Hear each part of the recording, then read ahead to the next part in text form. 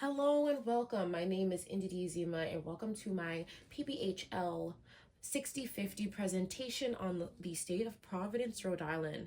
Thank you so much for giving me this opportunity to speak to you today. And we're going to go ahead and just get started as to the history of Providence, Rhode Island. Providence, Rhode Island is the smallest state in the United States, ranging about 20.5 square miles. Think about it like this. As a local myself, it takes about 1 hour for me to get from one side of the state to the other.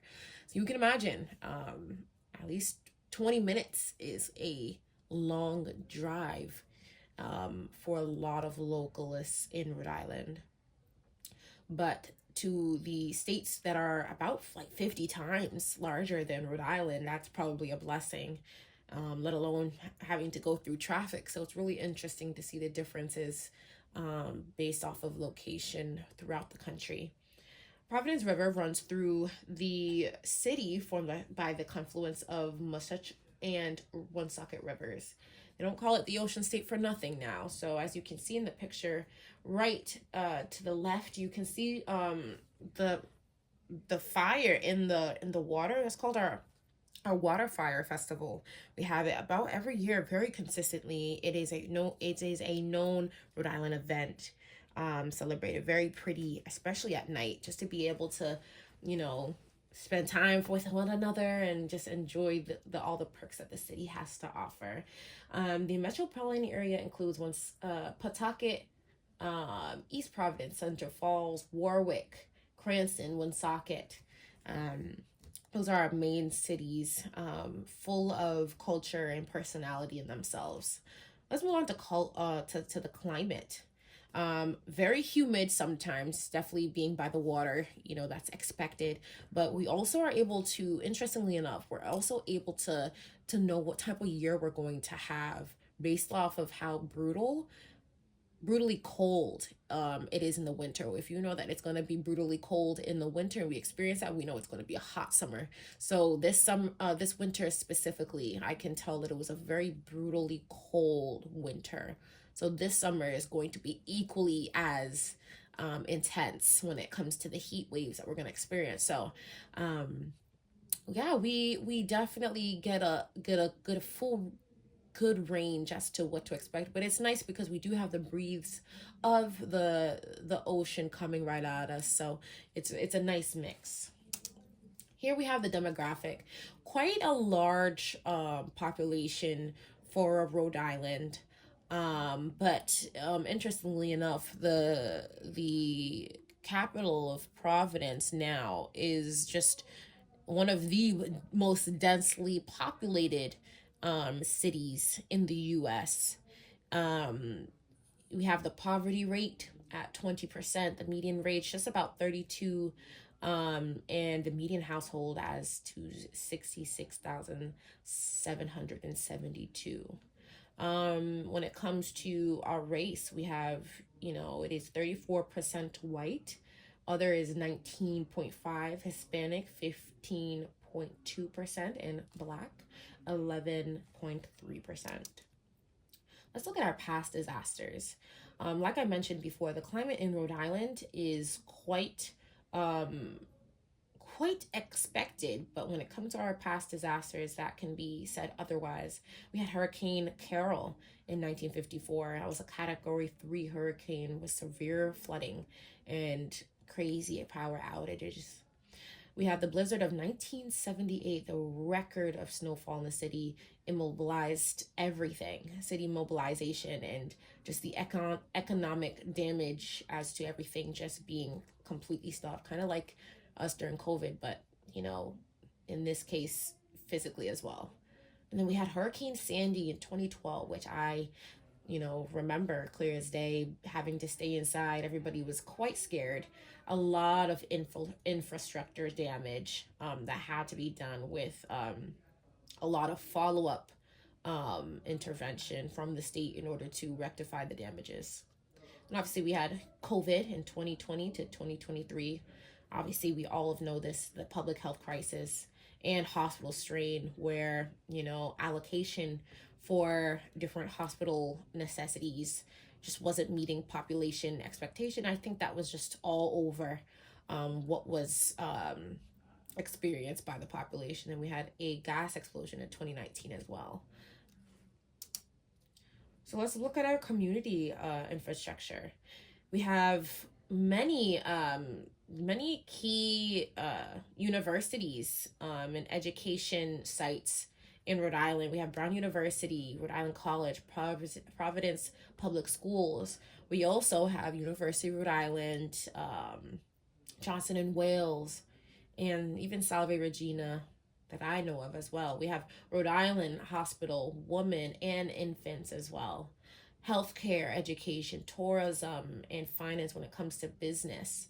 And then we have our vulnerable populations, which is nursing homes, group homes, and some shelters.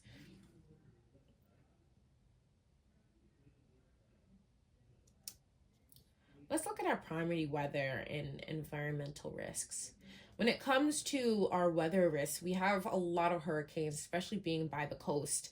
This kind of makes us, very vulnerable to anything that comes our way. Heavy snow and blizzards as well. Historical impact on the transportation and power, especially when it comes to Mother Nature, she's gonna do what she wants to do, and we can only be prepared for those things. So it's really Rhode Island does a great job in in mobilizing preparation, I think, to make sure that the roads are clear in due time.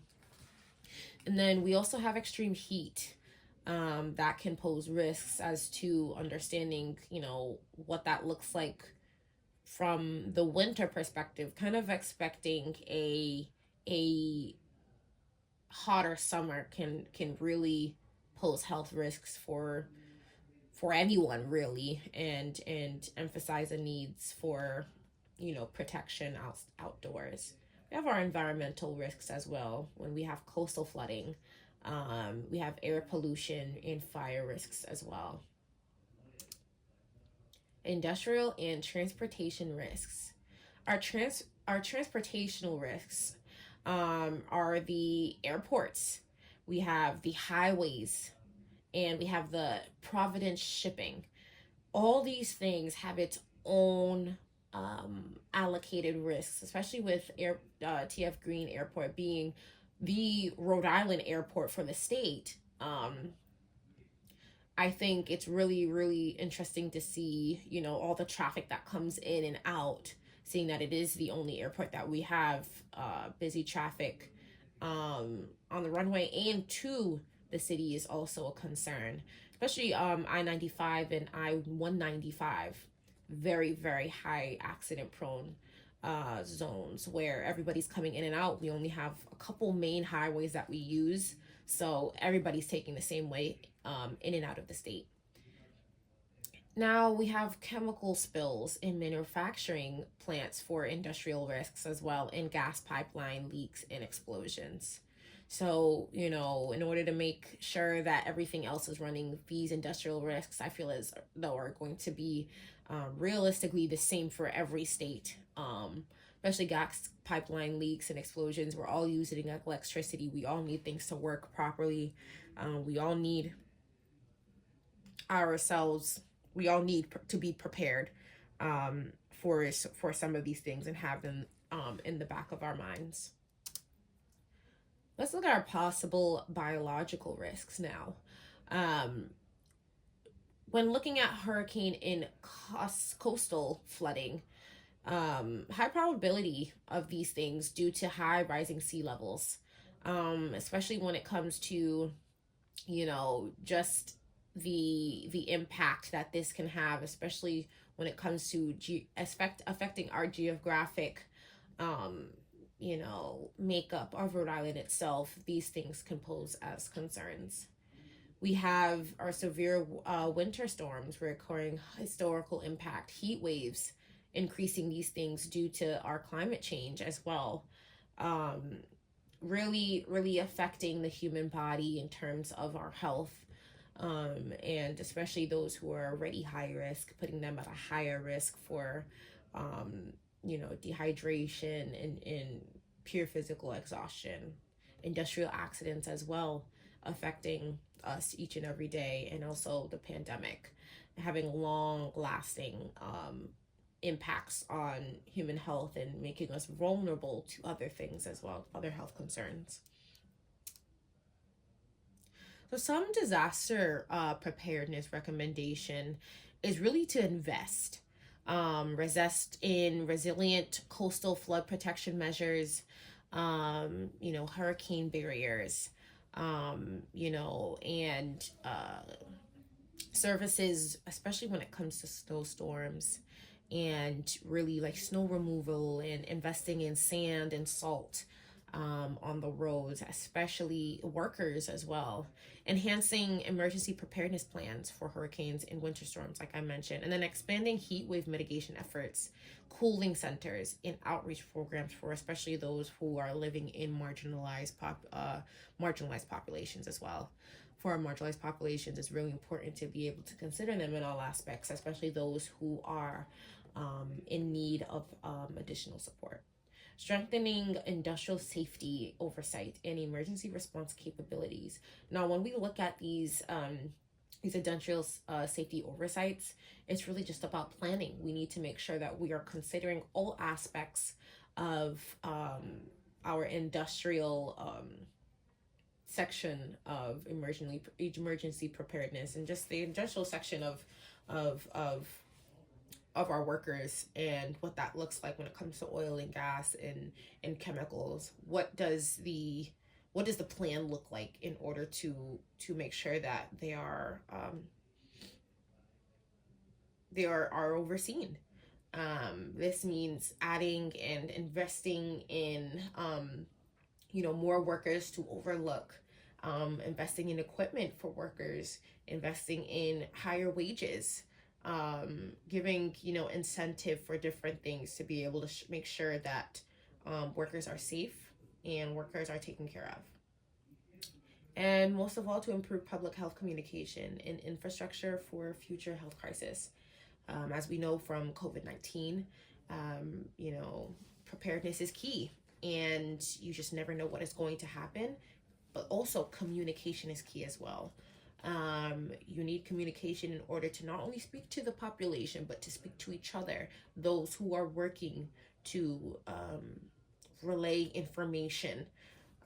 The most important thing is building up a team that truly understands the value and what is needed to be done. I would like to thank you so much for this presentation. It was really a pleasure to be able to present this to you, and I hope that all is well and you have a great day. Thank you.